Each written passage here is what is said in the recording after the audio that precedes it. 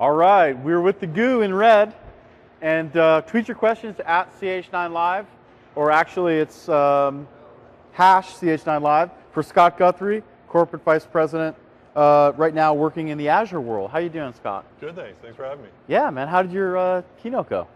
I think pretty well. Cool. People seem to like it. So yeah, no, it was pretty fun. I kind of did a quick demo of some of the stuff coming in .NET 4.5 on the server side with ASP.NET, and showed off a couple of the pretty cool web dev tools also coming to support that. And so there's a lot more that we weren't able to cover, but they kind of showed off some of the cool things coming. Totally. And actually, we're going to have a page inspector, or what was Project Eureka, interview on Channel 9 soon. Yeah. And that's actually incredibly interesting.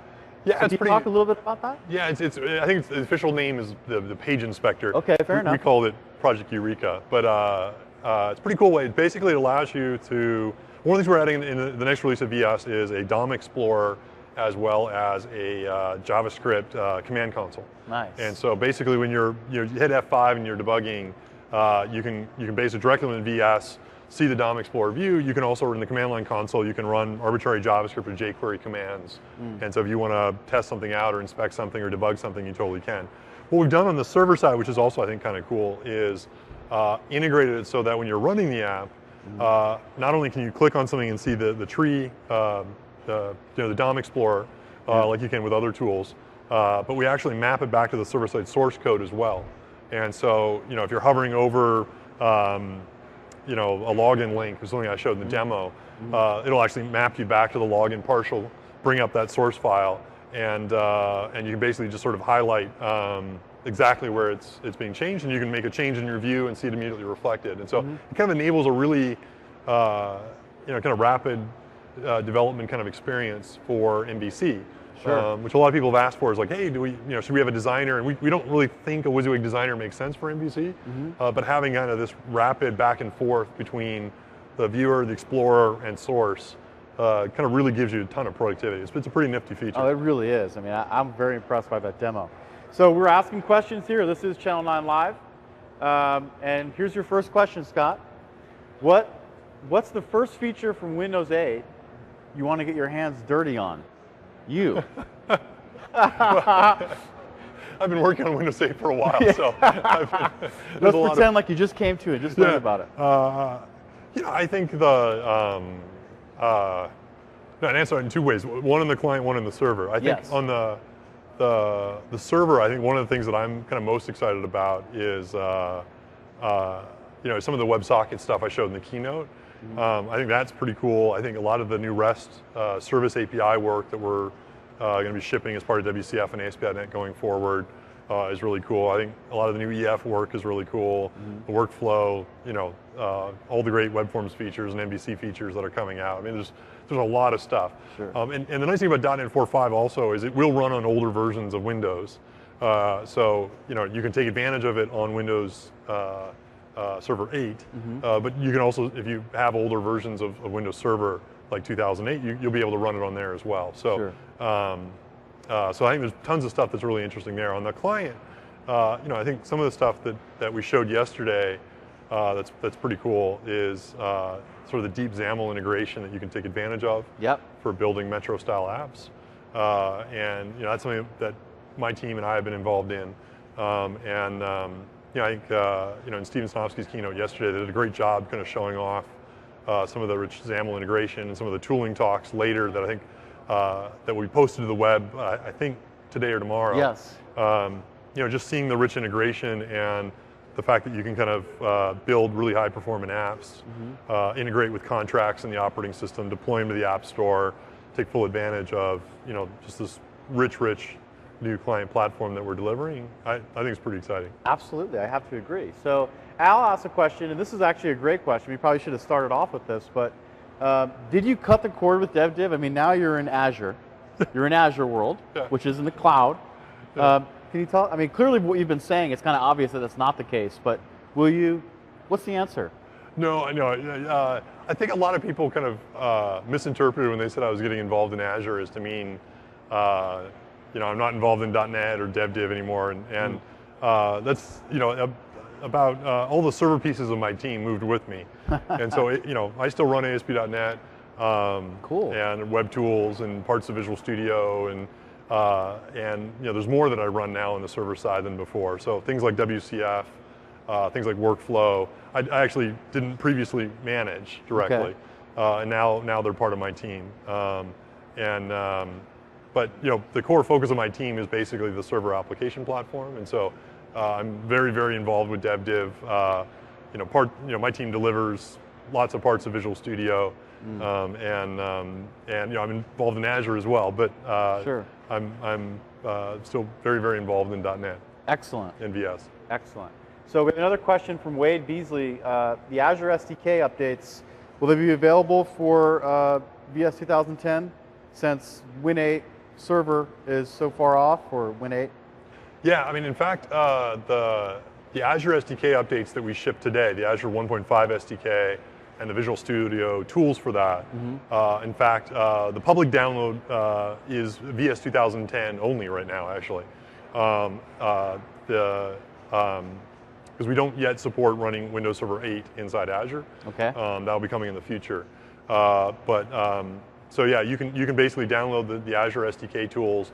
All the scenarios I showed today in my keynote, where I right-clicked on an ASP.NET project and automatically created the Azure deployment project, that's supported inside VS 2010.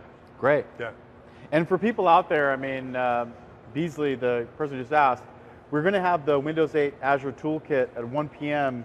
with the cloud cover people, plus Nick Harris. So that's going to be, you can sort of dig into that there. So back to sort of ASP.NET world.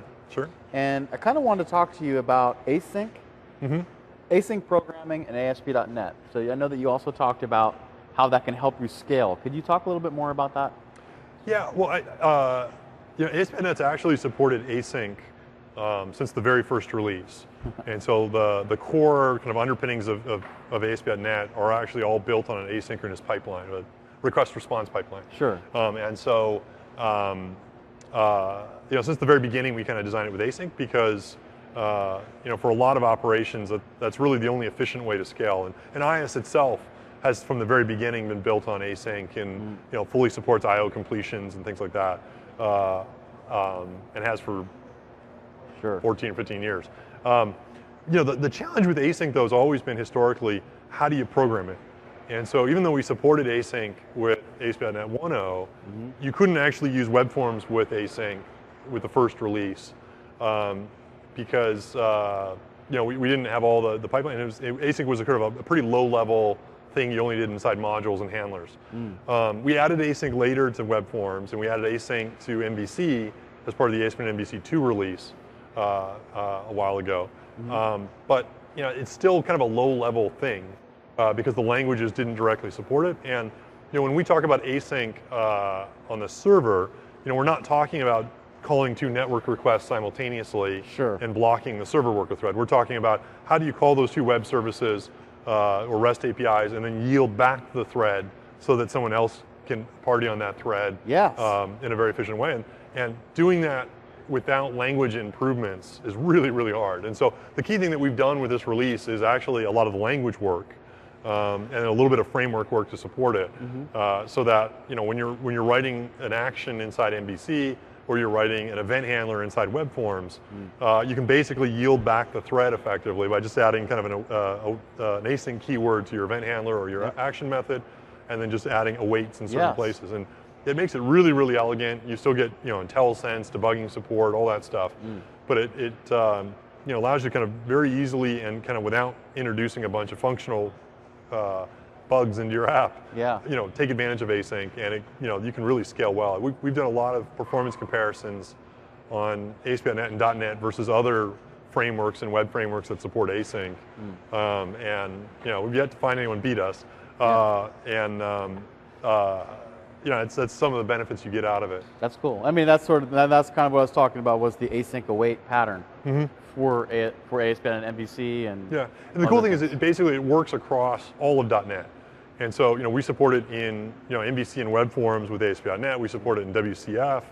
All the new HTTP client APIs support it, and then on the client side with WPF, with Silverlight and with the new XAML improvements we're making for Metro style apps. Yeah. That same async pattern is used everywhere. And Excellent. so, in fact, if you look at some of the breakout talks that we'll be posting later this week, I was looking at one that Alesh did from the Windows team yesterday. He was showing off, hey, some of the new WinRT APIs, how they naturally integrate with that async capability, and they're actually mostly natively async. It's kind of a thing of beauty to see it client server middle tier, that async pattern exactly the same with that rich language support. That's awesome. That is awesome. All right, so thanks for asking questions. So Scott, what do you think the biggest implications are for the announcements made about Azure today? Yeah, I mean, there's a couple of announcements we made with Azure today as part of Satya's keynote. I think some of the biggest announcements were around probably the Service Bus version 2 shipping this week. Okay. And so if people don't know Service Bus, I'm going to be blogging a lot more about it after I kind of recover from the conference.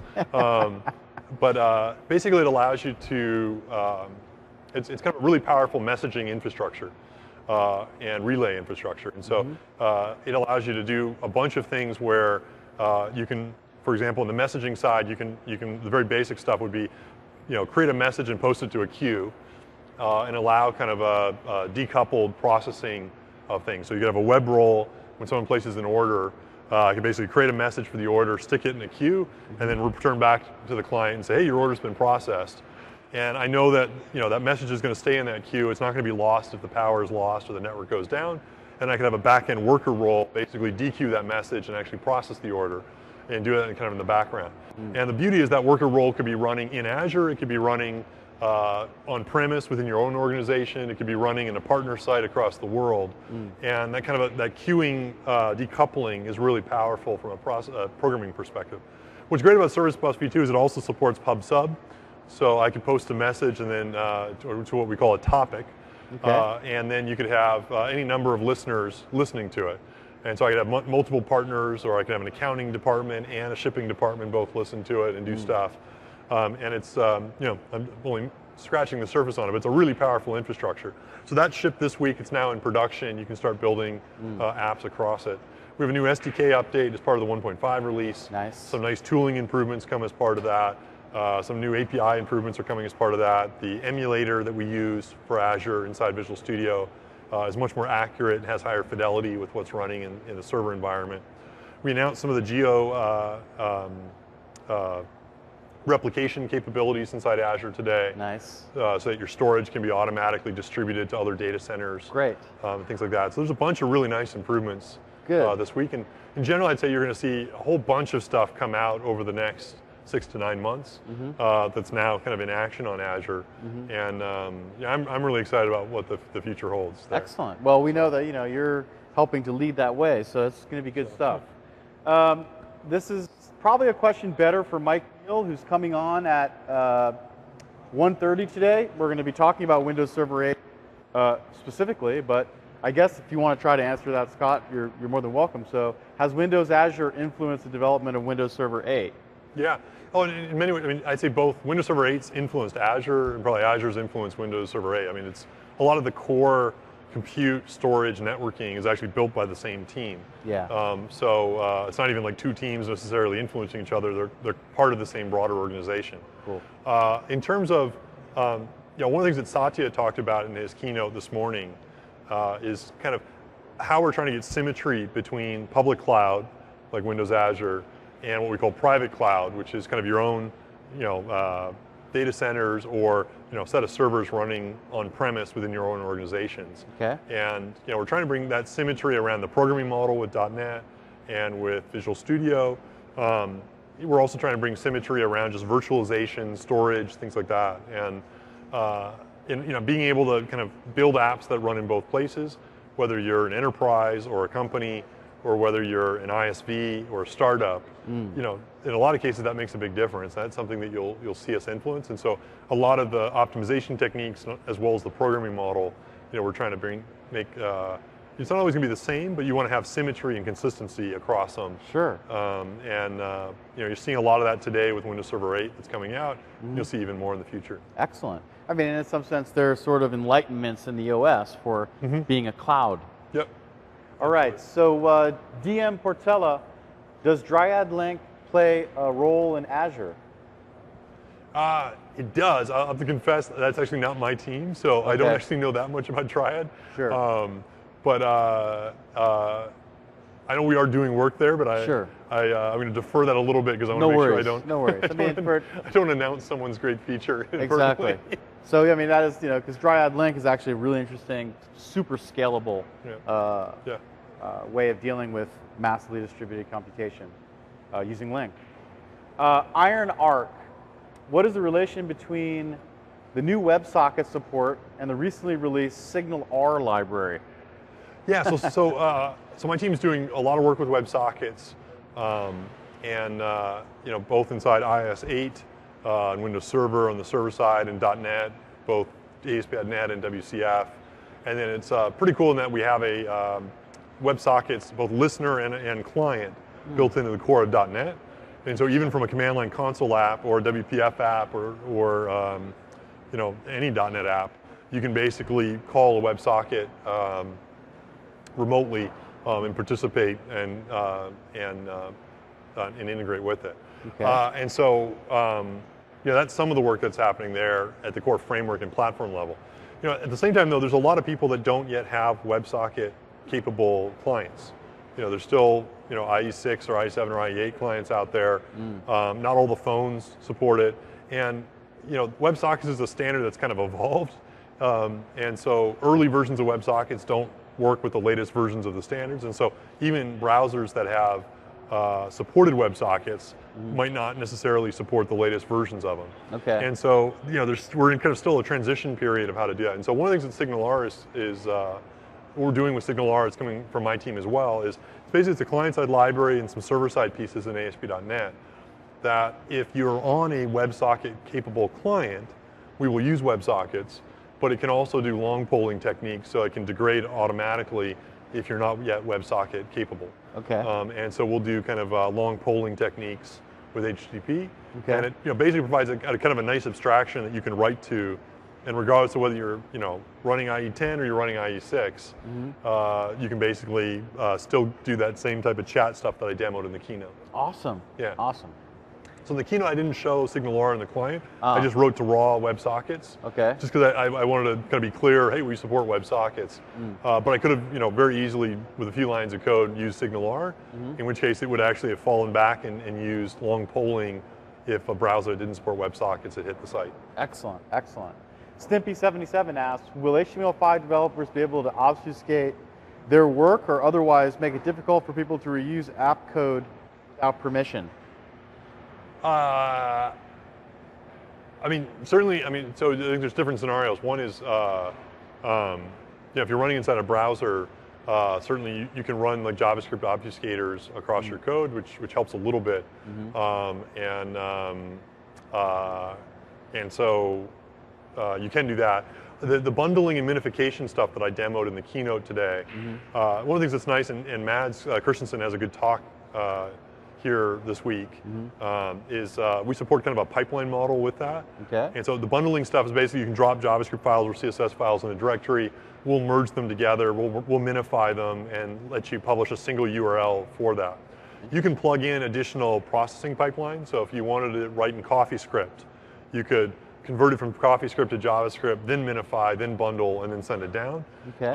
And then you could also, if you wanted to plug in an obfuscator, you could plug in an obfuscator into that pipeline and just drop the files in, and we'll automatically run that obfuscator. Nice. We don't have a built-in obfuscator, although minification gives you some degree of obfuscation. But if you could use any obfuscator out there for JavaScript you wanted to, and integrate that in. Excellent. And I'm pretty sure you can't view source on a Windows 8 HTML5 client, Metro-style app. Correct, yeah. All right, so what's new in .NET Framework 4.5, Scott? Oh, lots of things. I'd say I think there's some talks here at the conference. I think Joshua Goodwin's doing a good talk. He'll be on Channel 9 Live as well. Okay, great, yeah. Yep. So there's lots of things scattered across the framework. We showed some of the improvements to ASP.NET this morning, but there's scratching the surface there. I've started a blog series on some of the improvements. So if you keep subscribed to my blog, but you'll notice everything I did in the keynote I haven't blogged about yet. And so that'll probably be a post series by the time I'm done if I ever get that high. There's lots of improvements to WCF, lots of improvements to workflow and the workflow rules engine. Lots of improvements to WPF, so data binding performance is a lot better. Some new control enhancements and improvements there. So definitely improvements to WPF. Improvements to entity framework and data. Lots of improvements nicely through the BCL, the base class libraries, and performance improvements, debugging improvements. Throughout the stack, really, it's a pretty nice release. I mean, it is a point release. So in general, the biggest investments we've done with 4.5 has been around supporting Windows 8. Yes. From an architectural perspective. Okay. And probably the async capabilities from a language perspective. And then just pretty much everywhere throughout every part of the framework, there's just lots of really nice improvements there as well. Okay. So Eli, so you just talked about minification and combining CSS and JS. How does that work? That's his question. Yeah, I mean, so basically you can set up rules. Okay. And so you can actually, you can say, oh, this folder or this type of resources are included or not included. So there's a rules engine that you can wire up. By default, we have some, actually for the MVC 4 release, we don't have any default minification rules set up. I had one set up for my demo this morning just to save time. But the final MVC4 release will have like the content folder and things like that will be automatically wired up. So you'll see that probably in the next preview. But you can basically write like one line of code to say, oh, this folder bundle this type of resources. And then it's basically a pipeline model. So you could say, merge those things, here are the rules around merging, here's what to exclude or not include. So for example, today I did reset.css and I did tankster.css. Okay. And there's a rule that we have built in that says, oh, if there's a reset.css file, run that first in the minification. Because basically what people do with reset.css is basically just set everything to a consistent CSS pattern so that across all browsers you don't have inconsistencies, and then you want to apply it.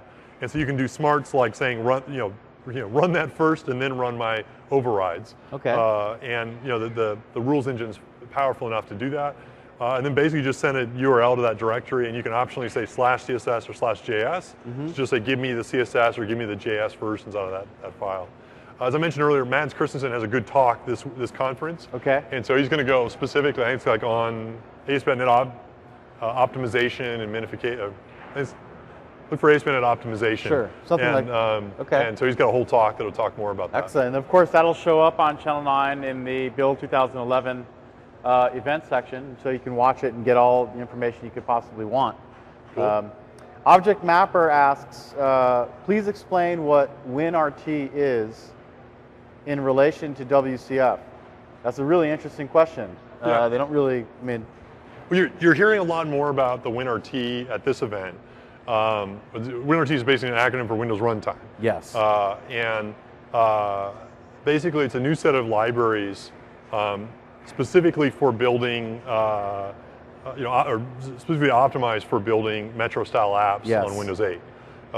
And so, it's primarily focused on client-side scenarios. Yes. And so all of our new APIs that we're shipping as part of Windows 8 that are built as part of the operating system that are Windows 8 specific are built through that. And one of the nice things about the Windows runtime is it basically has kind of a common metadata file format for how you express APIs, and it's pretty rich and supports constructors and events and parameters and inheritance and a whole bunch of things, and it has kind of a common type system for base libraries. And so any language or runtime can basically consume any of the APIs built in WinRT. Okay.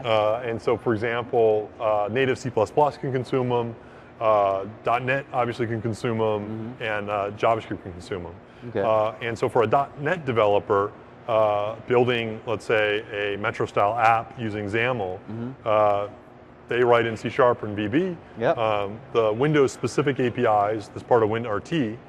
So how I do, buttons, controls, list boxes, networking, media stack, things like that, are exposed using WinRT, and so they can program against them directly. They feel just like they do today when they're programming WPF or Silverlight, but because they're built in this common metadata format, C++ developers can consume them as well, Yep. and JavaScript developers can consume them as well in addition. Excellent. And so that works nicely.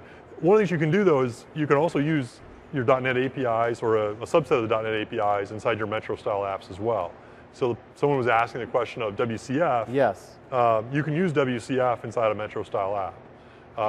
Not all of WCF, so it's a little bit like what we've done on the phone and other form factors. It's the subset that makes sense in the context of building a Windows 8 Metro style app. Yes. So you're not going to set up a WCF server inside your client, and so those portions of the APIs we don't expose. But if you want to call back to a WCF endpoint, you can do that using the same WCF API you have. Excellent. And we've done a lot of work inside .NET 4.5 so that if you, for example, return a collection of objects from WinRT, we map it to an IEnumerable of type T in .NET.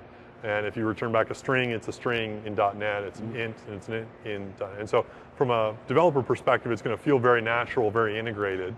And the benefit is it's the same API for everyone. And so there's kind of a consistency there across all the languages. That's pretty nice. Absolutely, and the days of no PIAs and P invokes are bye-bye in this context.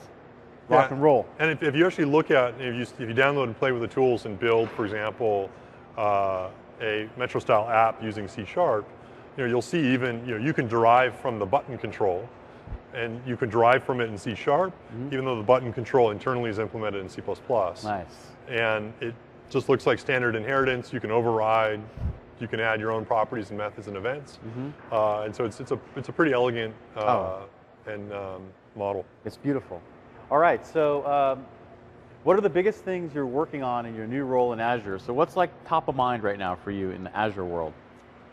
I mean, there's a lot of things kind of I focus on right now. A lot of the stuff that I kind of spend a lot of my time on is focusing on kind of getting kind of the app platform pieces, evolving them, and investing pretty heavily in that piece.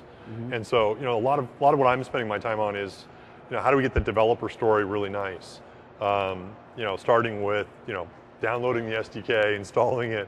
How do I write code and deploy it to Azure? How do I make the deployment process easier and even faster? What is the sign-up process like? What's the portal? What's the management experience? What's the scale out? And a lot of what we're trying to do is historically Azure has been built by a couple different teams. How do we bring a kind of consistency and end-to-end kind of polish across it? There's a lot of really, really powerful capabilities inside Azure today. How do we round that out with new capabilities and have that kind of consistent end-to-end developer experience? And so that's a lot of what I'm spending my personal time doing.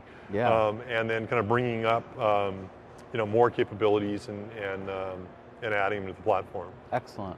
So you saw just sort of I've seen a couple of improvements just in the last couple of tools releases, like the ability to take an ASP.NET or WCF project, right-click and add the Azure deployment.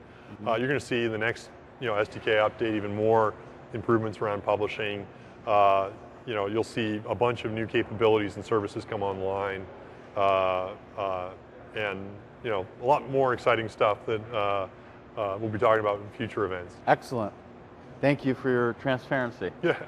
Ask questions, my friends, at #CH9 Live. We have Scott Guthrie here. You can ask him Azure questions. You can ask him ASP.NET questions, MVC. So start asking questions. Eli Lucas asks, are JQ templates and data linking getting close to 1.0 release? Yes. jQuery templates. Yeah, so my team's been involved with the jQuery UI team on templating and data linking, and basically we've been collaborating, kind of in an open source way, or not in an open source way, using open source. And so we're contributing, others are contributing. In terms of kind of when it's locked in as 1.0, Partly because it's an open source project. We don't completely control that.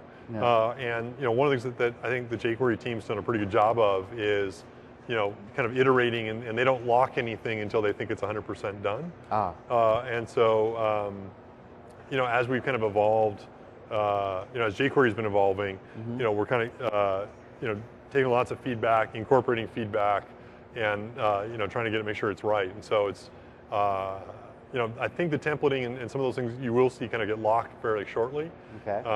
But it's one of those things where, until it's done, we don't want to say it's done. Likewise, jQuery Mobile's been evolving. We're involved in that now. Okay. We do expect before we ship MVC4 and .NET 4.5 that jQuery is done. Excellent. And that's why we're betting on that as well. Cool. On this topic, though, I mean, JavaScript, one of the great things about this whole JavaScript thing is the sheer number of highly functional libraries you have out there that people are using from UI, like jQuery and stuff like that. And how do you decide what you want to partner with in the open source context? There could be library X that lots of people are using. Yeah. How do you decide this stuff? My question. Well, I mean, I think it's a good question. I mean, we don't really necessarily have here's the exact blueprint. Understood. Understood. One of the things I typically like to push my team on is, look at what's going on out there in the community. Like, how do we not try to duplicate good stuff that already exists? And so, that's one of the big reasons we bet on jQuery. Cool.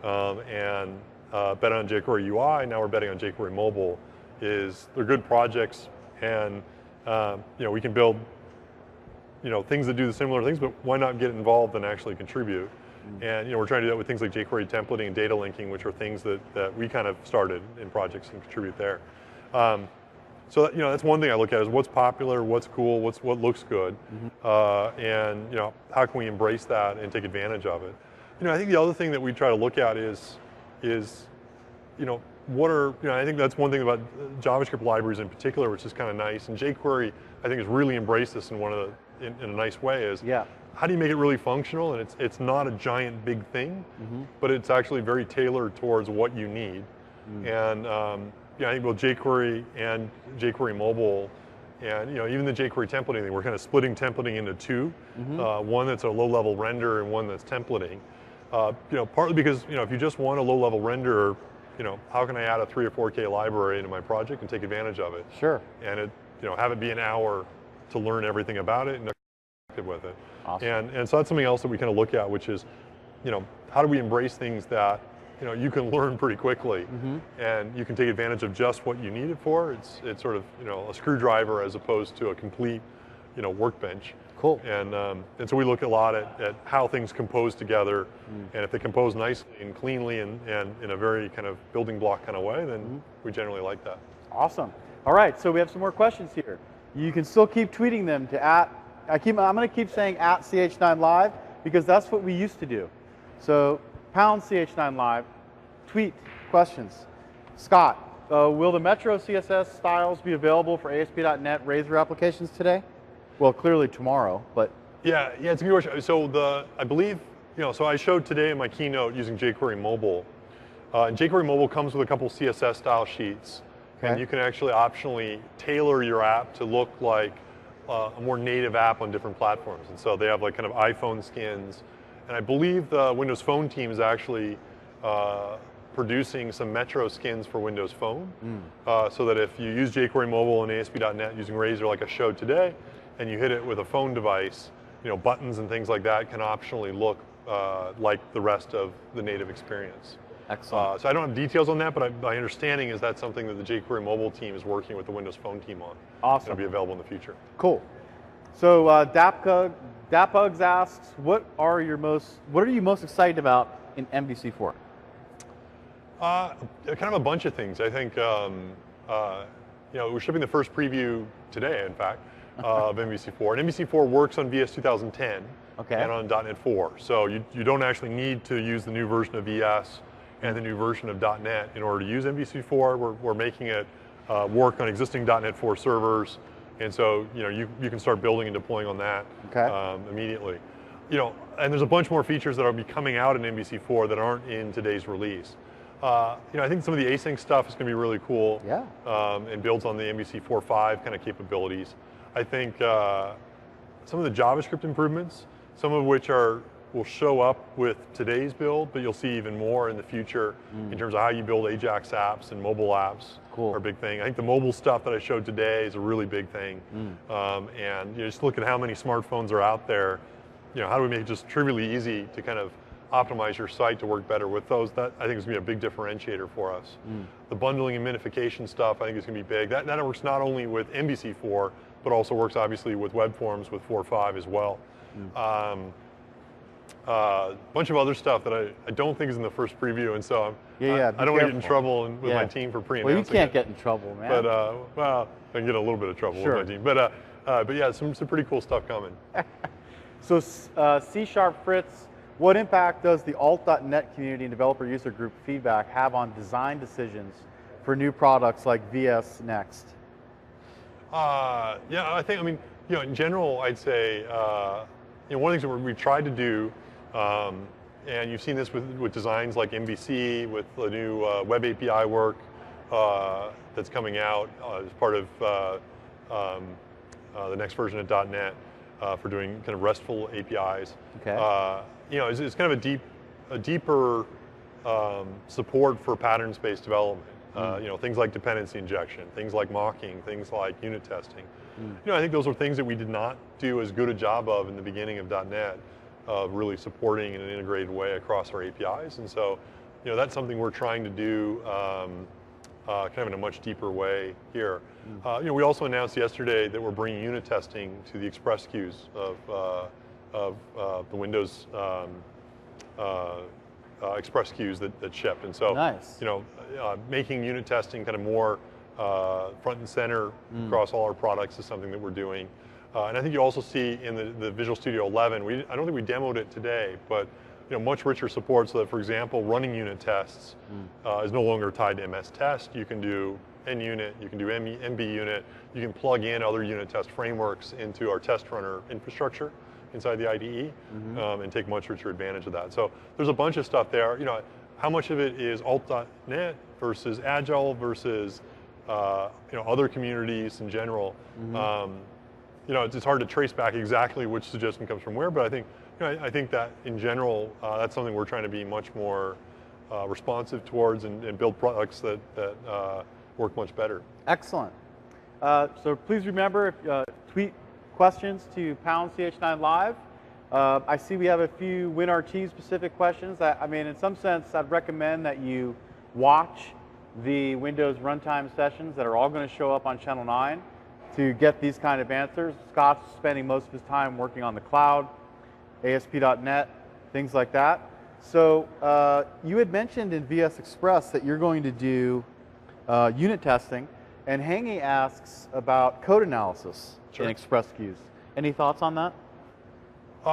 It's a good question. I don't know the answer to it. Fair, that's fine. You stumped the goo, man. I don't think we made all the, in general, I don't think we made all of the, we typically make kind of the feature granularity decisions later in the process. So, this week we're shipping the Express queues for Windows, for building Windows 8 apps. And so you can build Metro style apps in any language, and that's part of the Windows 8 image that attendees are getting here and you can download. We also are shipping, I believe, the Ultimate Edition of Visual Studio 11 this week as well. And so that has all the features. The exact what shows up in Pro versus Premium versus Express, usually we kind of make those final calls a little bit later on, and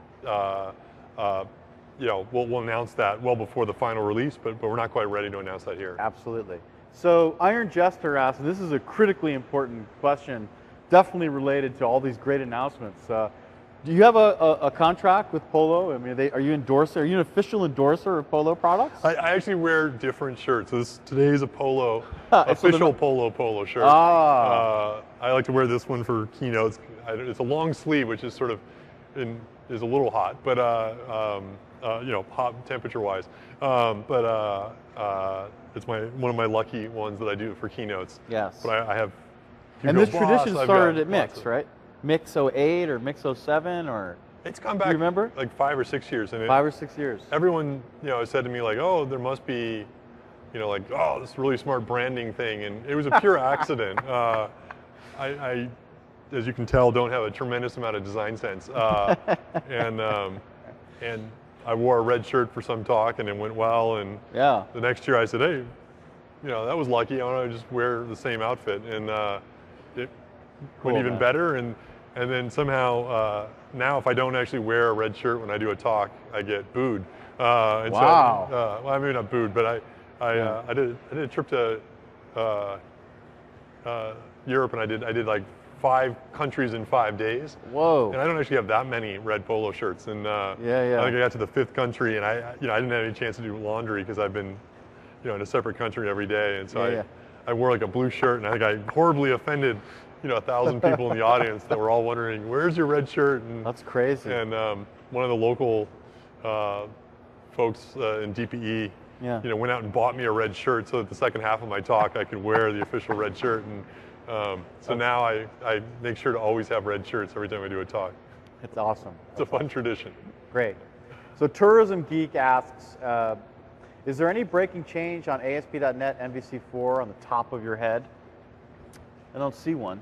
Yeah, the top of my head's looking thinner. But I don't think there's any breaking changes in MVC4 that I'm aware of. Generally one of the reasons why we do the previews is let us know. Okay, sure. But in general, all the APIs should be the same, and I'm sure there might be some bug we fix that changes the behavior. But in general, our goal is, like we've done on previous versions of Sure. MVC and ASP.NET, is to be backwards compatible. And so it should be. Let us know if you see anything that isn't. Absolutely. Great. So this is a good question. In some sense, can you access Azure over Android and or iPhone? Right, the client should be somewhat. Sure, absolutely, yeah. I mean, in general, one of the things that we've done with Azure is, both Satya and Steve Ballmer actually touched on this briefly in his closing keynote today, which is, we're designing our stuff to be, accessible from anything. So I showed an iPhone in my demo today, but all of our APIs in Azure are actually defined kind of using a REST format. And or an open kind of format, and so you can call them from any language, any runtime, any platform, and certainly the services that you build, and even things like ACS authentication and OAuth are designed so that you can call it from an iPhone, an Android device, Java client, you name it, we'll let you call it, and so that interoperability is the core thing. And there's actually, there are on CodePlex a couple projects specifically for iPhone and Android developers for Azure that basically provide some, I think, native Objective-C and Java libraries that let you call Azure services from within those SDKs as well. Excellent. Now, in terms of Azure itself being a operating system in some sense, a general purpose operating system in the cloud, it supports any number of runtimes, right? And so what sort of work goes on in your world to sort of extend its capability to support any number of runtimes? So what would be a good example? Let's say I have a math library written in C and C++. I want to throw that up on Azure and use that from my service. Possible, right? Or yeah. I mean, in terms of Windows Azure, people often ask me like, hey, how does Windows Azure compare to, say, standard web hosting? Typically in a standard web hosting kind of environment, you don't always have the ability to, certainly a shared hosting environment, you don't have the ability to kind of upload arbitrary math libraries or different languages and things like that. One of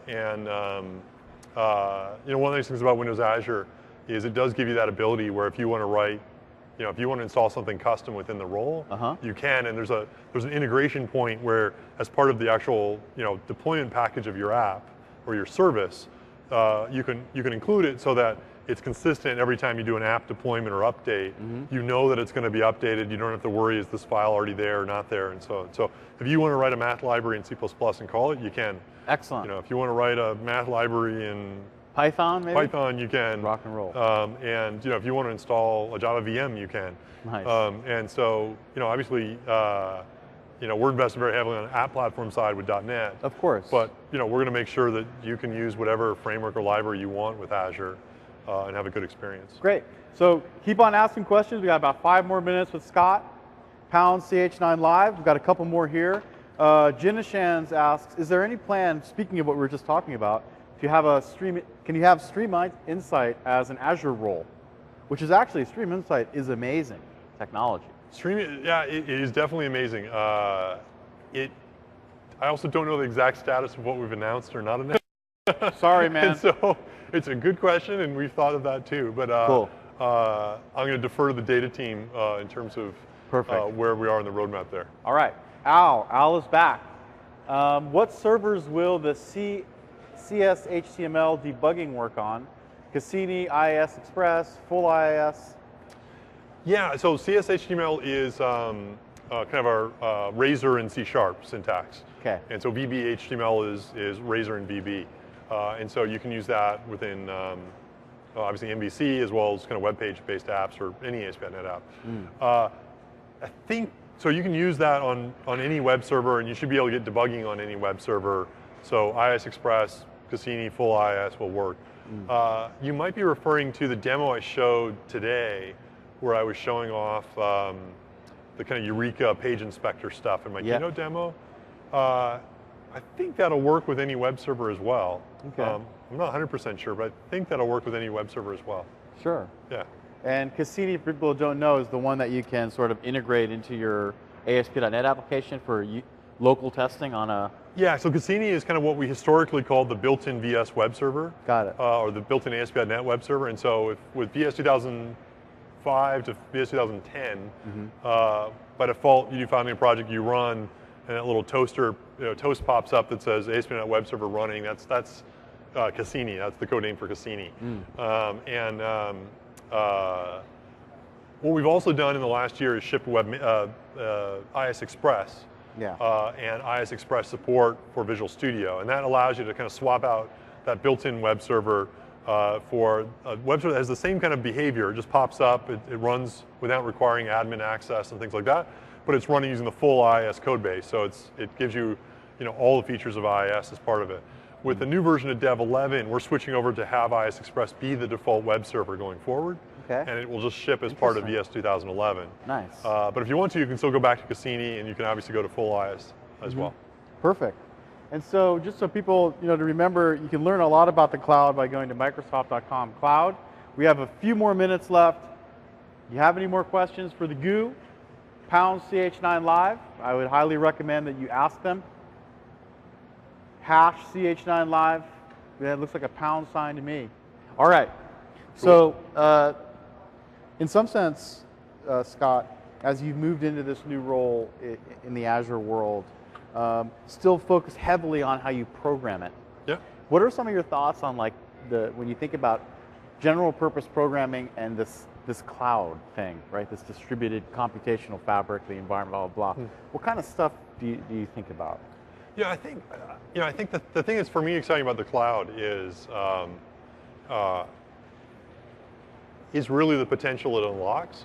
So a lot of what I kind of focus on maybe two things a little bit on my job. One is from a developer experience, how do we make it just like butter to actually program to this thing? And so getting the tooling, the languaging, the frameworks, how do we just sort of make it really smooth and seamless to kind of build and develop things? And so for .NET developers today, I want them to say, hey, wow, this thing is just fun, beautiful, wonderful. And there's more work that we need to do there, but that's kind of what we're trying to do.